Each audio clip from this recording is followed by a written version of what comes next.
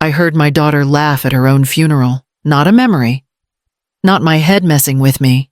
An actual laugh. Clean and sharp. Right after a woman said she'd spend my daughter's millions better than she ever did. That part came later. I'm getting ahead of myself. My name is Maris Hale. I didn't plan to be standing in a funeral home in Portland watching people pretend to grieve my kid. I also didn't plan to keep my mouth shut, but I did. Honestly, I do a lot of stupid things when I'm trying not to explode. The place smelled like lilies and carpet cleaner. That's all I'll say about it. Elise would have hated the flowers. She always said they tried too hard. Ethan stood near the front. Straight-backed. Calm. Too calm. His hand didn't shake once. He kept nodding like he was approving a meeting agenda. Beside him was Lila Brooks. Ethan introduced her to anyone who asked as a strategic consultant from Elise's company. He said it like it was normal, like she belonged there. People believed him, or maybe they just didn't want trouble at a funeral. I noticed Lila before she noticed me. The heels, the way she scanned the room, like she was counting exits. At one point she stepped closer to the casket, adjusted a white arrangement. Roses, I think. Her hand brushed the wood. Then she leaned toward me, close enough that I could smell her perfume. Something expensive and loud. Don't worry, Mrs. Hale, she said. Quiet. Don't worry, Mrs. Hale. Ethan and I will make sure Elise's empire is managed by those who actually know its value. We've already started the transition. I didn't turn. I didn't breathe either. I memorized her voice instead. Flat, certain, like she was talking about furniture she already owned. I swear something in me went cold and clear at the same time. That's not wisdom. That's just survival kicking in, if you've ever felt it. You know, I stayed still. People think silence is weakness. They're wrong. A few minutes later, the lights dimmed. The memorial video started. Ethan exhaled. Lila crossed her arms. And then Elise laughed. Not yet. That's next. The lights dimmed without warning.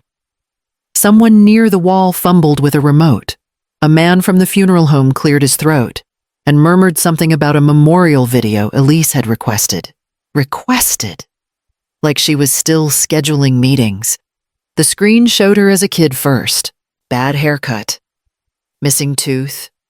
Then college. Then work stuff. Clean slides. Quiet music. I didn't watch closely. I was watching Ethan. He relaxed when the video rolled.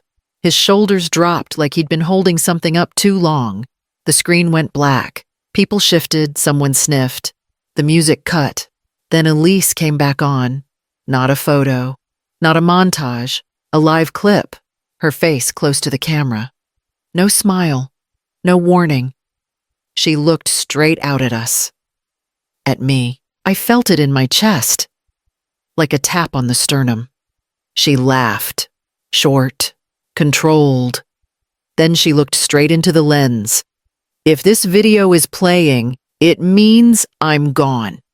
And if Ethan is sitting in the front row, I want everyone to ask him why the bedroom camera was tilted at 2:00 a.m. last Tuesday. The screen cut to black. No one clapped. No one cried louder. Ethan finally breathed out. Too late. I stayed still. I needed them to forget I was watching. People drifted out in small clumps, whispering. Avoiding eye contact like grief might be contagious. I was still in my seat when a man in a dark jacket stopped beside me. Mid-50s. Tired eyes. Careful posture. Maris Hale, he asked. I nodded. My throat felt locked. I'm Daniel Pierce, Elise's personal attorney. He paused. Like he expected me to argue. She asked me to speak with you privately. After, I stood. That felt automatic. We didn't go far.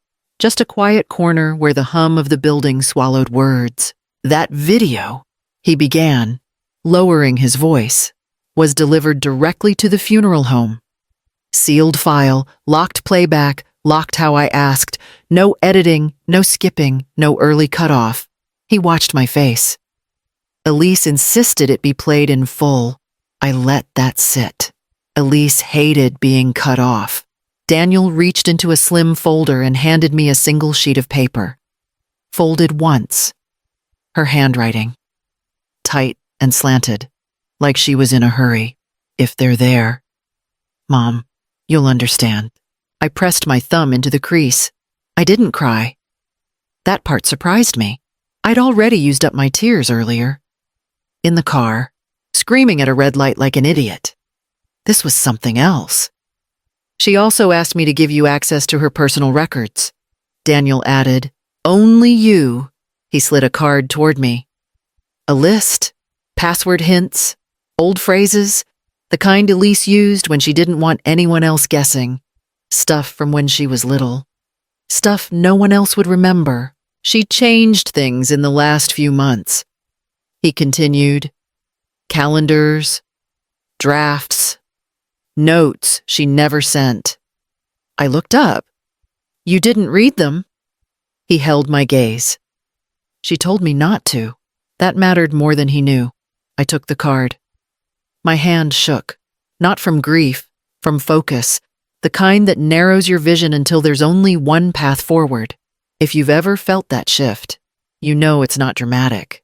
It's quiet, almost boring, and dangerous. Daniel stepped back, gave me space. I didn't thank him. I didn't have the words. Later, alone, I opened my phone and started unlocking my daughter's life one small piece at a time. The funeral wasn't even cold yet, and Ethan was already making calls. I heard the whispers, estate stuff. Meeting with counsel. He showed up at my house 3 days later, a legal pad under his arm and Lila Brooks at his side. We need to talk about continuity, he told me. Standing where my daughter used to drop her keys. Decisions that can't wait. Lila wasn't hovering. She was planted. She finished his sentences, corrected dates, and filled gaps with a cold. Robotic efficiency. It's just logistics, she added. Nothing emotional. I watched them divide the spoils of a life that hadn't been gone for a week. Who calls whom? Which documents mattered? Which didn't? You're quiet, Ethan noted. I'm listening, I replied. He smiled, relieved by my silence. That was his first mistake. He thought silence meant approval.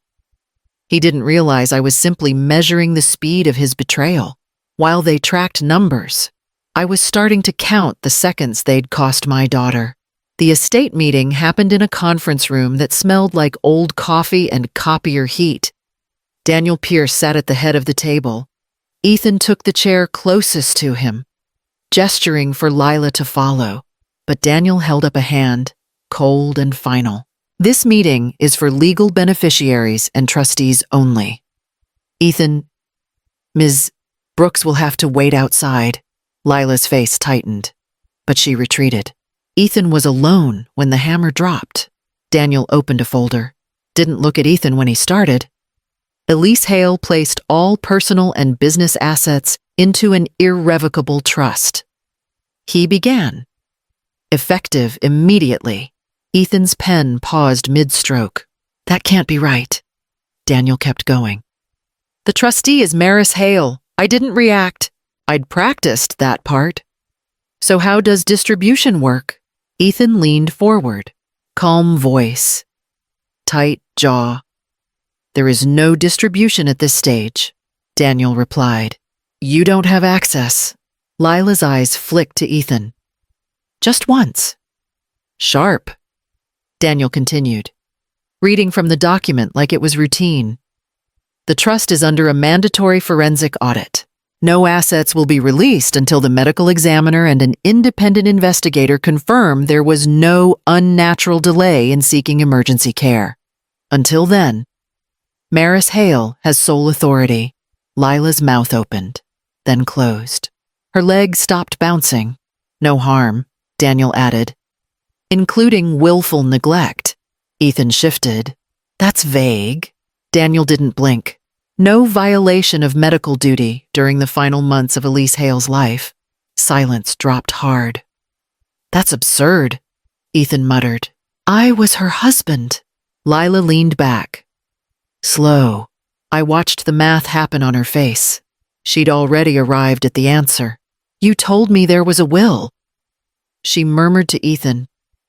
Not loud. Not kind. There is, Daniel said, cutting in. This is it. Ethan turned to me then. Finally. Maris, you can fix this. Elise wouldn't want her work frozen. I met his eyes. Elise froze it herself. He laughed once. Too fast. You don't even know how this stuff works. Daniel closed the folder. Actually, she does. She's the trustee. Lila stood. Didn't look at either of us. We should talk later. She told Ethan. It wasn't a suggestion. They left separately. That detail stuck. I stayed seated. Hands folded, heart steady. Power doesn't feel like shouting. It feels like gravity. You don't announce it. You let other people notice when things stop moving the way they expect. Daniel gathered his papers. There's more. He told me quietly. I nodded. I already knew there would be. I didn't start with theories. I started with timestamps. Elise's laptop still remembered me. Same stupid password she'd used since college. I hated that and loved it at the same time. I pulled up the last week of her calendar. Meetings crossed out. Notes moved. One entry stood out. Not a meeting. Just a line, if it happens at night. Call immediately. Immediately didn't happen. I checked the security app next. I logged into the secondary server Elise had hidden behind a bakery cloud account. Ethan thought he'd blinded the house by tilting the main cameras. He didn't know Elise had a hidden lens in the smoke detector, recording the exact moment he watched her struggle and did nothing. I called Daniel. There was a camera adjustment. I told him. Intentional. He paused. That matters. I know. I went back to the laptop, browser history. Short searches. Clinical, stroke response window. How long before permanent damage? What delays mean? Not panic scrolling. Research. My phone buzzed. A text from Ethan. We should talk. This is getting complicated. I didn't answer. The medication log came last. Elise was precise, annoyingly so. Dosage, timing, notes. The last few entries didn't line up. Slight changes, not dramatic.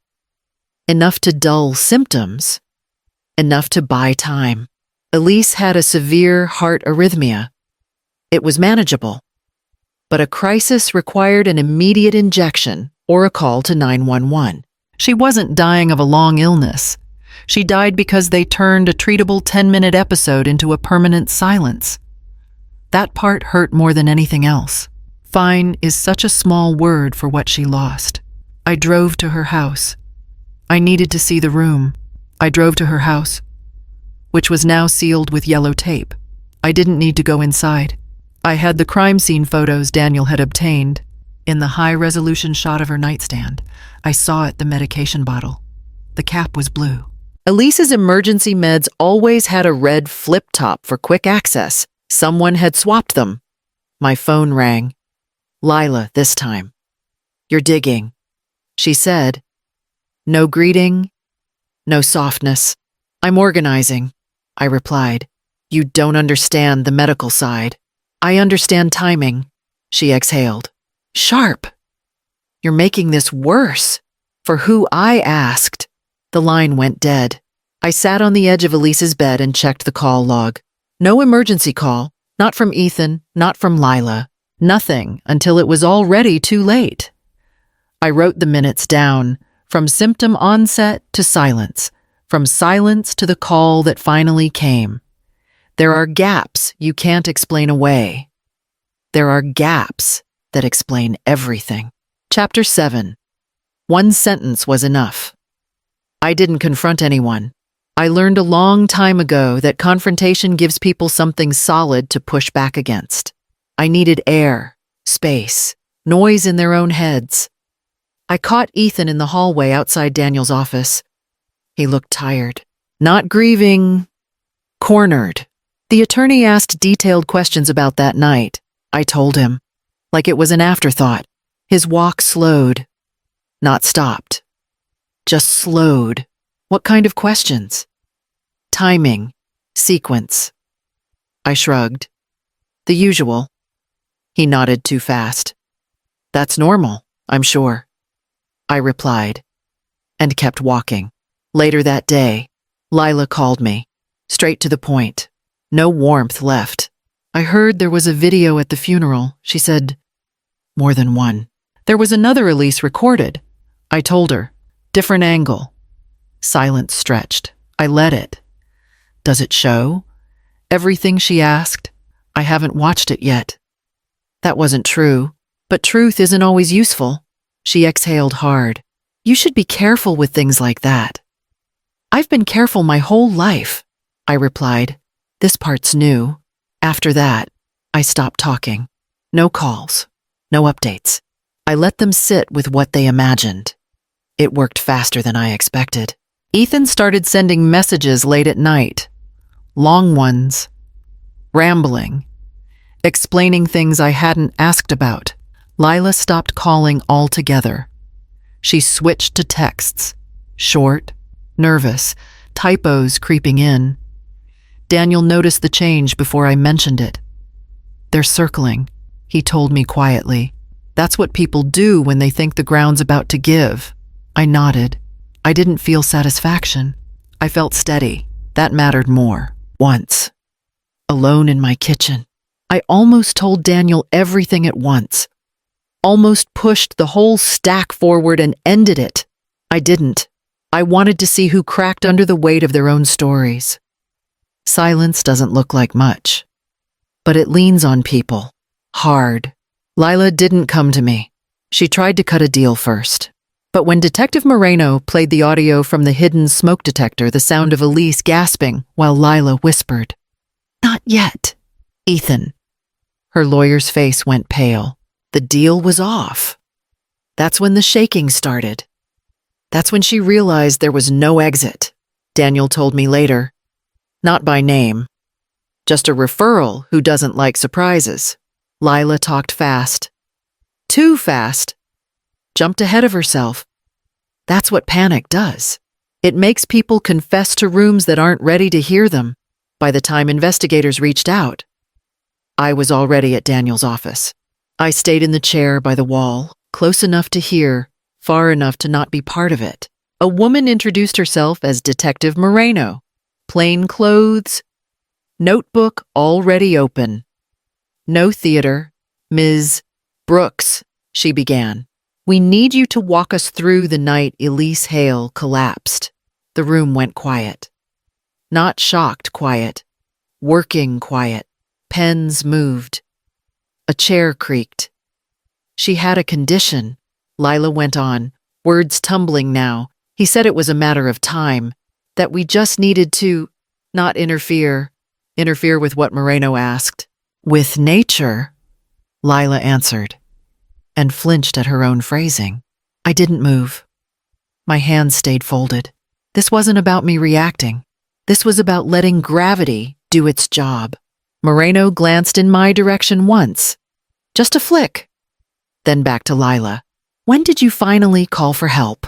Lila stared at the table. After it was obvious. Obvious how she stopped responding. That landed. Heavy. Permanent. Daniel shifted beside me, but I didn't look at him. I didn't look at Lila either. I kept my eyes on the notebook in Moreno's hands. Black cover. Slight tear at the corner. I focused on that instead of the sound my own breathing made. When it was over, Lila asked for water. Her voice was small now, used up. Moreno closed the notebook. "We'll be in touch." They left. The door clicked. Normal sound. Wrong moment. Daniel leaned toward me. That was enough. I nodded. Enough for them. Not enough for me. Not yet. Things didn't explode. They thinned out. 2 officers came by my house first. Plain clothes, 1 man, 1 woman. Polite. Careful. They already knew most of it. That's how I could tell it was serious. We're reviewing digital records. The woman told me. Medical timelines, device logs. I nodded. You'll find gaps. We already did. They didn't ask me to fill them in. They asked me to confirm dates, times. Who had access to what? I answered and stopped there. Ethan didn't call me again. He couldn't. Daniel informed me that a restraining order had been issued as part of the investigation. The only thing I received was a formal legal notice from his crumbling defense team. A desperate attempt to contest the trust. I deleted it without reading. No one's twisting. I replied, "They're lining them up." He hung up. Lila went the other direction. Long emails, attachments. Explanations stacked on explanations. Daniel forwarded one to me with a single line. "She's trying to get ahead of it. It won't help." I typed back. "It might help you." He replied, "If you let it." I didn't. The investigators moved quietly. No lights. No leaks. They requested server access from the company, pulled records Elise had mirrored without telling anyone. Medication logs lined up with search histories. Call records overlapped in ways that couldn't be talked around. Ethan and Lila stopped coordinating. That was visible even from the outside. Separate lawyers, different stories, each one trying to sound like the reasonable one. The trust stayed sealed. Daniel confirmed it in writing. No appeals, no exceptions. Elise had been thorough. I didn't attend any more meetings. I let the process work. Power doesn't need witnesses once it's in motion. One evening, alone, I replayed the memorial video on my phone, not the whole thing, just the end, the laugh, short, controlled. I understood it better now. It wasn't triumph. It was timing. Elise knew exactly when the truth would surface. She just made sure she wouldn't be there to stop it. I went to Elise's grave alone. I do that now. I don't announce it. I don't bring flowers every time. Sometimes I just stand there with my hands in my coat pockets, like I'm waiting for a bus that isn't coming. I told her what happened. Not the legal stuff. She already knew that part. I told her about Ethan calling once, voice thin, asking if there was any way to talk. I told her I didn't answer. I told her Lila tried to write me a letter and couldn't get past the first page without explaining herself into a corner. I said, "You planned this better than I ever planned anything." That came out half proud, half broken. The laugh made sense now. It wasn't cruel. It wasn't brave. It was practical. Elise didn't leave blindly. She left prepared. She didn't trust noise. She trusted timing. I stayed quiet long enough that the wind moved past me, and that was it. No sign, no comfort, just the fact of it. Here's the part I keep thinking about. People assume justice looks loud. Courtrooms, shouting, public endings. That's not how it showed up for us. It came in spreadsheets, in minutes written down, in people talking too much when no one was pushing them. I learned something ugly and useful. Love doesn't mean saving someone every time. Sometimes it means finishing what they started when they can't stand up anymore. I'm still deciding what to do next with that knowledge. Some days I want to shut everything down and disappear. Other days I want to sit across from people and tell them to pay attention sooner than I did. If this story hit close for you, you already know why I'm saying this. I left the cemetery without looking back. Justice doesn't always need a gavel and a robe. Sometimes, it just needs a mother who knows how to keep a secret and a daughter who knew how to leave a trap. I left Elise there and walked back to my car. I didn't look over my shoulder. I didn't need to. She'd already said everything she meant to.